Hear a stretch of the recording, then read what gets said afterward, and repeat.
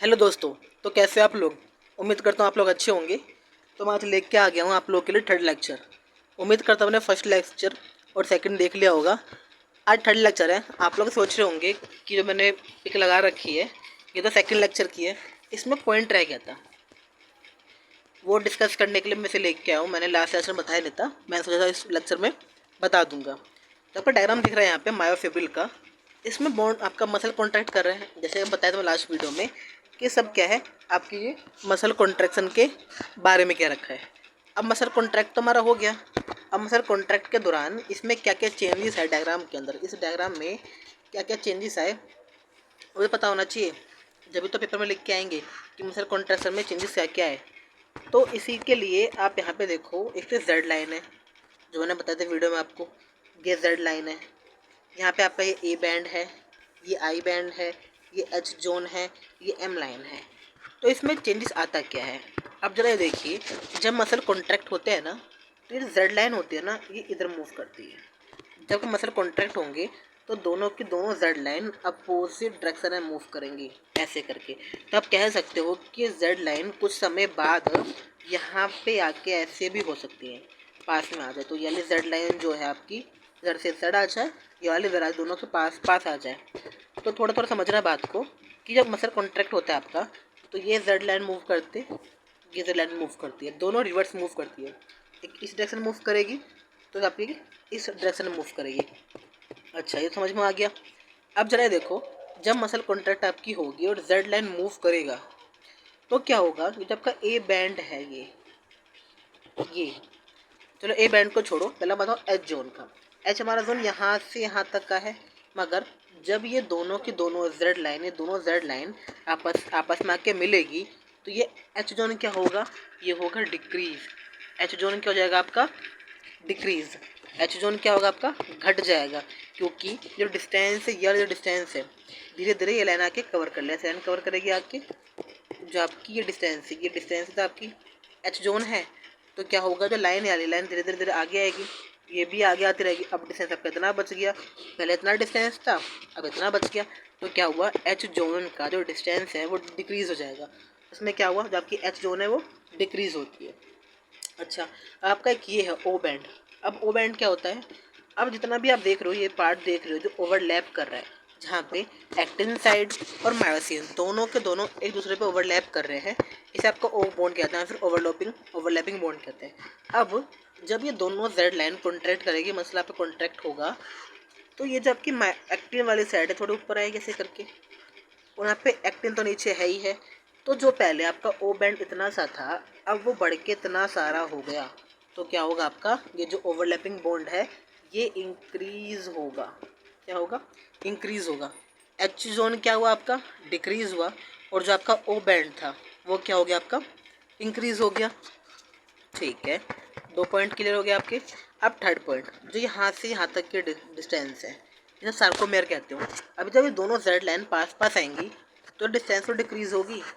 तो इसमें क्या हुआ आपका, एक तो एच जोन डिक्रीज हुआ आपका, और दूसरा जो आपका सार्कोमेयर है वो डिक्रीज हुआ, और जो ओवरलैपिंग बॉन्ड है वो आपका इंक्रीज हो जाएगा। अब जब बात करते हैं हम आई बैंड की, जब ये आपकी आगे जाएगी तो आपकी आई बैंड भी डिक्रीज होगी।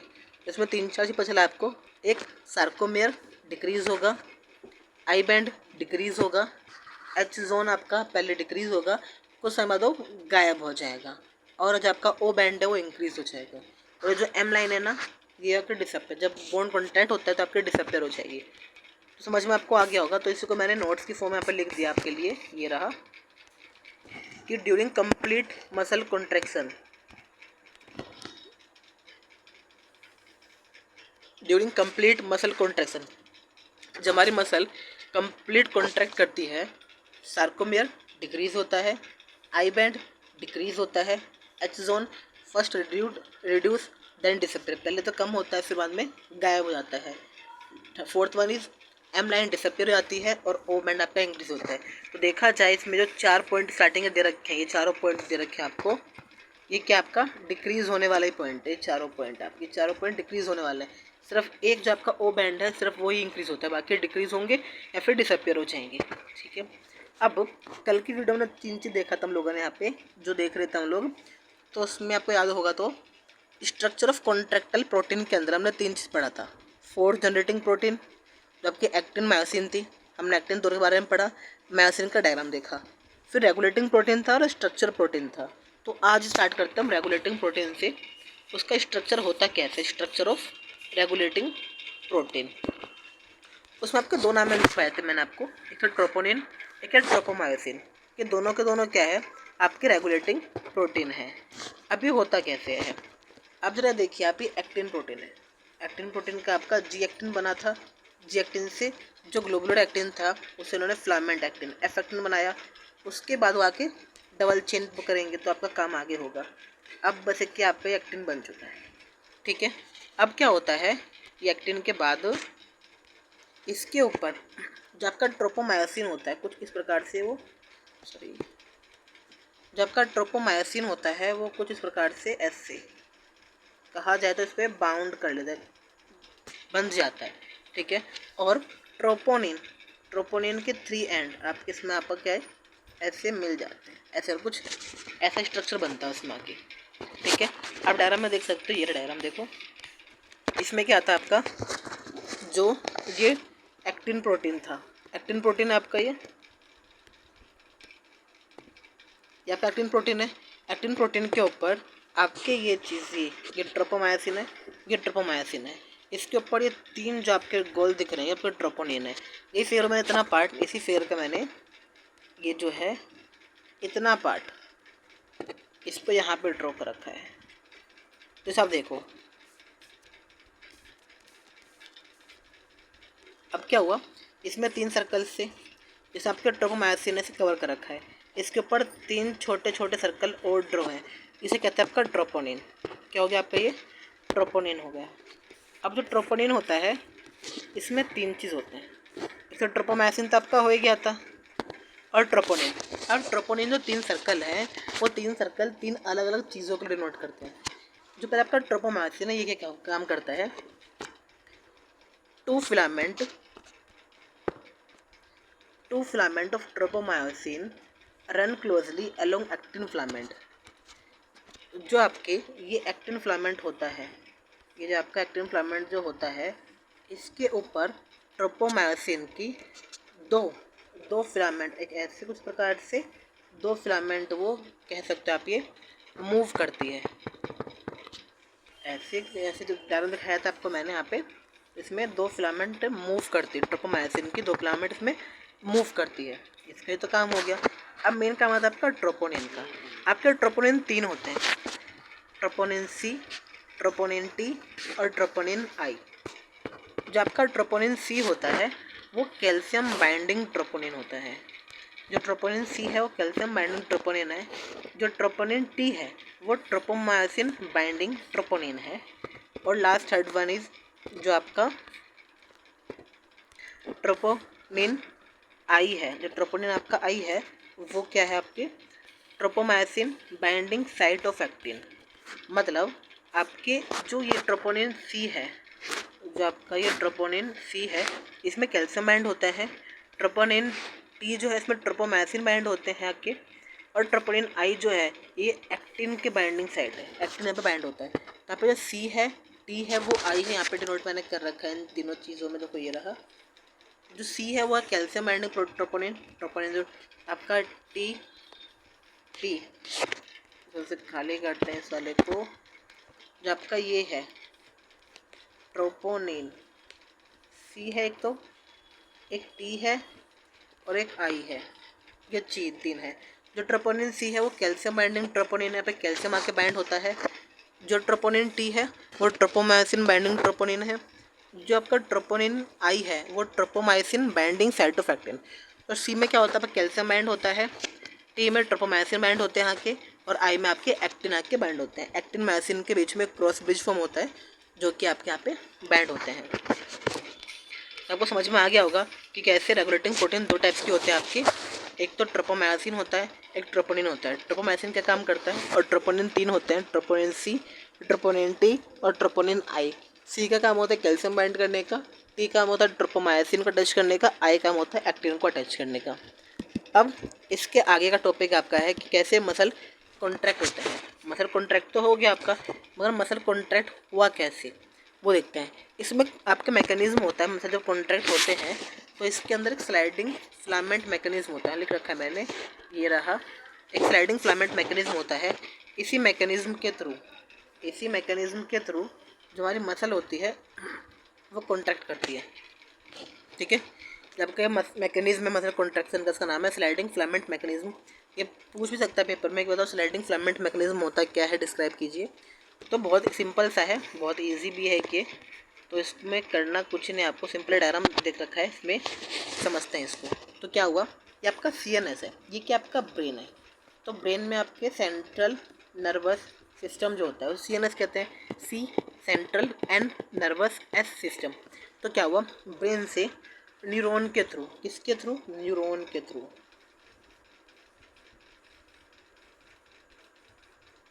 न्यूरॉन के थ्रू सिग्नल आए। क्या आ गया आपके, सिग्नल आए। अब इस सिग्नल जो न्यूरॉन के थ्रू आए वो हमारे एक्सोन तक पहुँचे। नर्व सेल होती है, आप लोगों को डायग्राम याद होगा इसका, नर्व का, नर्व हो गया, फिर न्यूरॉन हो गया आपका, ये ऐसे होता है। इसके बाद यहाँ पे आपके ऐसे होते हैं, यहाँ पे इसके निकले रहते हैं डेंड्राइट्स, फिर न्यूक्लियस होता है, मैग्नेटिक शीथ होते हैं, इधर आपके नोड ऑफ रनवियर आता है, ये रहा।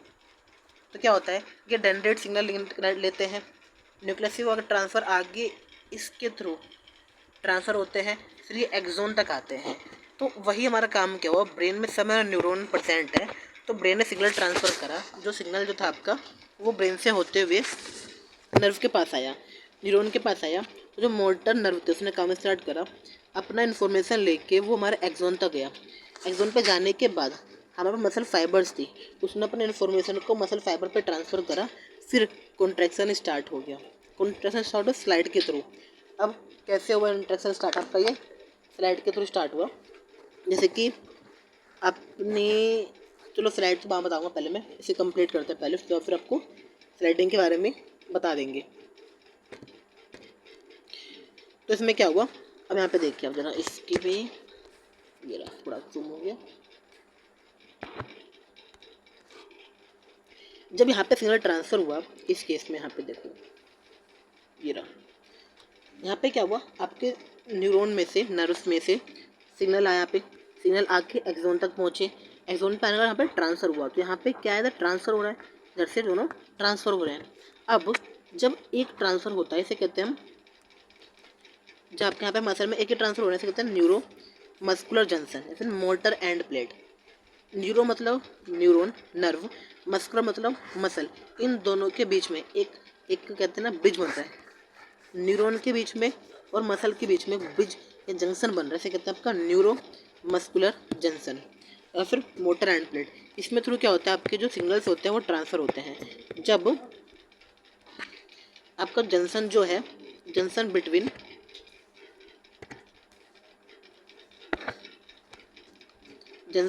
Motor nerve and single muscle fibre, जब जंक्शन आपका मोटर नर्व और सिंगल मसल फाइबर के साथ हो तो इसे हम कहते हैं मोटर एंड प्लेट, फिर न्यूरोमस्कुलर जंक्शन। मगर जब जो जंक्शन हो वो मोटर एंड नर्व तो हो, मगर पूरे ग्रुप को, जैसे कि ये सारे मोटर नर्व आ गए आपके, और इस पूरे ग्रुप के साथ और इस पूरे पार्ट को हम कहते हैं मोटर यूनिट। तो कहा जाए तो सिंगल आपका जो ट्रांसफ़र होगा, जो सिंगल आपका ट्रांसफ़र यहाँ पे हुआ है, इसे मोटर एंड प्लेट, मतलब ये पूरा ट्रांसफ़र देखोगे तो इसे कहते हैं मोटर यूनिट। जब 1-on-1 ट्रांसफ़र हो मोटर एंड प्लेट, जब कंप्लीट ट्रांसफ़र शो करोगे तो मोटर यूनिट, अब इसको नाम दोगे। अब ये हो गया। अब इसमें कैसे मसल कहते हैं, इसमें वो होते हैं कॉन्ट्रैक्ट करते, देखते हैं यहाँ पे आपका ही मायोसिन है, क्या है आपका मायोसिन है, यहाँ से आपकी एक्टिन आया, जो आपका ग्लोबुलर एक्टिन था उसके ऊपर, जो आपका ये ग्लोबुलर एक्टिन था इसके ऊपर ट्रोपोनिन सी, ट्रोपोनिन टी और ट्रोपोनिन आई तीनों परसेंट थे, जो कि आपको दिखा दे यहाँ पे। और ट्रोपोमायोसिन जो था, ट्रोपोमायोसिन किस पे ऐसे करके कुछ इधर यूँ कवरिंग हो रहा था, पे से कर लो, फिर पीछे की तरह यहाँ पे इसे जोड़ दो, तो ये हो रखा था। तो इसके अंदर क्या हुआ, इधर जब आपकी एक्टिन प्रोटीन में ट्रोपोमाइसिन भी है, troponin C, troponin I, troponin T तीनों प्रेजेंट है। और ये मायोसिन की, ये क्या आपकी एटीपी बाइंडिंग साइट है, सॉरी एक्टिन बाइंडिंग साइट है, और ये पे एटीपी बाइंडिंग साइट, इस साइड से आके एक्टिन जुड़ता है और इस वाले से आपके एटीपी अटैच होते हैं। तो जैसे कॉन्ट्रैक्शन होगा, जब कॉन्ट्रैक्शन आपका होगा तो ट्रोपोनिन सी के लिए कैल्शियम चाहिए होगा, इन दोनों को अटैच होने के लिए एटीपी चाहिए होगा, और बाकी रिलीज करने के लिए मैग्नीशियम चाहिए होगा। तीनों काम इसमें आएगा। तो क्या होता है, जब मसल का कॉन्ट्रैक्शन होता है तो एक्टिन और मायोसिन दोनों आपस में आते हैं और एक रिएक्शन फॉलो होती है, जिसमें क्या होता है, आपका कैल्शियम, एटीपी और मैग्नीशियम लगता है। कैल्शियम किस लिए, कैल्शियम लगता है आपका ट्रोपोनिन सी के लिए, एटीपी लगता है इन दोनों के बीच में ब्रिज फॉर्म करने के लिए, और मैग्नीशियम पूरे फंक्शन को रेगुलेट करने के लिए मैग्नीशियम लगता है, चैनल्स को ओपन करने के लिए यहाँ मैग्नीशियम का इसका यूज़ होता है। तो क्या हुआ यहाँ पे, जब आपका कैल्शियम, एटीपी, मैग्नीशियम तीनों के तीनों लगे इधर, हाँ तो हम कहाँ पे थे इधर, आपके इसी पॉइंट पे थे। तो क्या होता है आपका, ये जो कैल्शियम, एटीपी, मैग्नीशियम थे, वे तीनों के तीनों यूज़ होते हैं आपके, और इन दोनों को, जो आपके एक्टिन और मायोसिन अलग अलग है, इन दोनों को अटैच कर लेते हैं। यहाँ पे आप देख रहे होंगे इस साइड, यहाँ पे जो आपके एक्टिन और मायोसिन दोनों के दोनों एक हो चुके हैं, मिल चुके हैं। और कैल्शियम ने क्या काम करा, कैल्शियम ने इस कैल्शियम को यहाँ से रिमूव करने का काम करा, यहाँ से ऐसे रिमूव करके ले गया। इन दोनों बीच में, इन एक्टिन और मायोसिन के बीच में इधर इस साइड एक क्रॉस ब्रिज फॉर्म हुआ है। तो फॉर्मेशन ऑफ क्रॉस ब्रिज आपका यहाँ पे हुआ है। अब इस ब्रिज को फॉर्म करने के लिए इसे लगती है एनर्जी, एनर्जी जैसे आपको ये दे रखा है यहाँ पे, ये एटीपी, एडीपी, आईपी। अभी एटीपी, एडीपी है क्या, समझते हैं इसको। जब आपका एटीपी है, एटीपी एडेनोसाइन ट्राइफॉस्फेट, ये टूटने के बाद एडीपी प्लस आईपी में टूट जाता है। अभी एटीपी क्या है, एडेनोसाइन ट्राइफॉस्फेट, ट्राई मतलब 3, एडीपी एडेनोसाइन डाइफॉस्फेट, डाई मतलब 2, प्लस आईपी मतलब इनऑर्गेनिक फॉस्फेट, इसमें एक। तो क्या हुआ, जो आपके एटीपी में 3 फॉस्फेट था वो टूट के 2 फॉस्फेट और 1 फॉस्फेट में बदल गया, जिससे क्या हुआ, एनर्जी प्रोड्यूस हुई। अब जो भी काम करते हैं उसमें एनर्जी प्रोडक्शन काम इसी का होता है। हमारी बॉडी में भी एटीपी होते हैं, वो एटीपी ब्रेकडाउन होते हैं एडीपी और आईपी में, तो एनर्जी प्रोड्यूस करते हैं। जो लोग जिम जाते हैं वो क्रिएटिन खाते हैं, क्रिएटिन खाते हैं, उस क्रिएटिन के अंदर भी हमारे इन फॉस्फेट प्रेजेंट होते हैं। जैसे उनको इंटेक करते हैं, कुछ समय बाद हमारी बॉडी में बहुत हाई अमाउंट में फॉस्फेट प्रोड्यूस होते हैं, इनऑर्गेनिक फॉस्फेट प्रोड्यूस होते हैं, जो कि एनर्जी प्रोवाइड कराते हैं, जिससे आपको बहुत, हमें थोड़ी देर बाद हमें मेटाबॉलिक रेट हमारा इंक्रीज हो जाता है, एनर्जी लेवल हमारा हाई हो जाता है। ये हो गया, वो तो हो गया क्रिएटिन की बात होगी। हमारी बॉडी में भी एटीपी रिलीज होते हैं, जो कि हमें दिनचर्या के रोज मतलब रेगुलर जो वर्क हमारे होते हैं, नीड्स होते हैं, उसे फुलफिल करने में एनर्जी प्रोवाइड करते हैं। वही आपके यहाँ पे क्या हुआ, हाई एनर्जी फॉस्फेट, यहाँ पे आपका हाई एनर्जी फॉस्फेट रिलीज हुआ। तो इसी चीज़ को क्या कहते हैं, आपका स्लाइडिंग ऑफ एक्टिन फिलामेंट और मायोसिन फिलामेंट। इसमें क्या हुआ, जो आपका एक्टिन फिलामेंट था वो मायोसिन फिलामेंट पे स्लाइड करा। अब समझाना चाहूँ मैं आपको तो समझ जो, ये बस देख लो आप अपना हाथ, आप मान लो ये आपका हाथ है, ये आपका हाथ है, ठीक है, आपने दूसरा हाथ नीचे रखा, ठीक है, और इसके बाद क्या करा आपने, आपका एक हाथ तो ऊपर ही था मगर दूसरे हाथ से थोड़ी सी उंगली आपने ऊपर टच करी, ऐसे टच करी, और इस उंगलियों को इस साइड मूवमेंट करी। जितना मूवमेंट करोगे जो आपकी उंगलियां नीचे आ जाएगी, मगर इसके साथ साथ जो आपके ऊपर वाला हाथ तो थोड़ा पीछे भी तो आएगा। सोच के देखो, आप दोबारा सोच देखो, आपके दोनों हाथ थे, आपने नीचे वाले हाथ को ऊपर वाले हाथ से तो टच करा ऐसे करके, और नीचे वाले हाथ से, इस वाले हाथ से ऊपर वाले हाथ को थोड़ा धक्का दिया। अब धक्का दोगे तो आपका जो नीचे वाला हाथ है वो तो ऐसे पूरा मुड़ जाएगा, ऐसे करके अंदर फोल्ड हो जाएगा, मगर जो ऊपर वाला हाथ है थोड़ा स्लाइटली पीछे आ जाएगा। तो आपका स्लाइड करा है, तो एक्टिन मायोसिन दोनों काम ऐसे ही करते हैं, तो इसे कहते हैं स्लाइडिंग फिलामेंट, थोड़ी सी का नाम कहते हैं। अब यहाँ पे एक पॉइंट आपका रह गया, ये वाला हाई एनर्जी फॉस्फेट। कौन सा पॉइंट है आपका, जो पॉइंट आपका हाई एनर्जी फॉस्फेट का, ये आपको मैं नेक्स्ट वीडियो में बताऊंगा कि जो हाई एनर्जी फॉस्फेट है वो आते कहाँ से है। एक तो एरोबिक होता है, एनारोबिक होता है, क्रिएटिन के रिलेटेड हमारा है, तो उसकी बात आपको नेक्स्ट वीडियो में बताऊंगा मैं कि प्रोटीन आते कहाँ से। तब तक के लिए आप इस वीडियो पे कंसंट्रेट करो। आपको जो पॉइंट समझ में नहीं आता है आप मुझे कमेंट करो, आपका रिप्लाई जल्द से जल्द करने की कोशिश करूँगा। और आपको वीडियो समझ में आ रहा है तो वीडियो को लाइक करो, चैनल को सब्सक्राइब करो, जिससे मेरी जो आने वाली वीडियो है उसका नोटिफिकेशन आप पे पहले पहुँचे और जितने ज़्यादा हो सके, क्योंकि आपने ऐसे मुझे आज मैंने कमेंट चेक करा तो बच्चे कमेंट आया था कि सर मेरा पेपर है 15 जून को, तो वीडियो रेगुलर करो। तो मैं उनको कहना चाहूँगा कि वीडियो मैं रेगुलर अपलोड करूँगा अब से। तो आप लोग जितना हो सके वीडियो को शेयर करो, जिससे आपको और आपके बाकी दोस्तों को भी इसका प्रॉफिट हो पाए और उनके पेपर वो अच्छे से लिख पाए। तो आप लोग वीडियो को लाइक कीजिए और जितने ज़्यादा स्टूडेंट के पास हो सके इस वीडियो को शेयर कीजिए, जिससे सभी का फ़ायदा हो सके, सभी इसको अच्छे समझ सके। क्योंकि बहुतों को इग्नो की बुक सभी के पास है, तो जो की पॉइंट पढ़ना होता है वो बहुत मेन होता है। तो मैंने सारे की पॉइंट ला दिए हैं, सबको की पॉइंट मिल जाए, अपना आंसर अच्छे से लिख पाए। इसलिए मैं चाहता हूँ कि वीडियो सबके पास जाए। तो आप लाइक कीजिए, वीडियो को शेयर कीजिए और वीडियो को सब्सक्राइब कीजिए, जिससे जो मैं वीडियो नहीं बनाऊँ मैं आपके पास वो वीडियो जल्द से जल्द पहुँच जाए। तो बच्चों मिलते हैं नेक्स्ट वीडियो में, तब तक के लिए पढ़ते रहिए, अच्छे से पढ़िए और all the best for exam.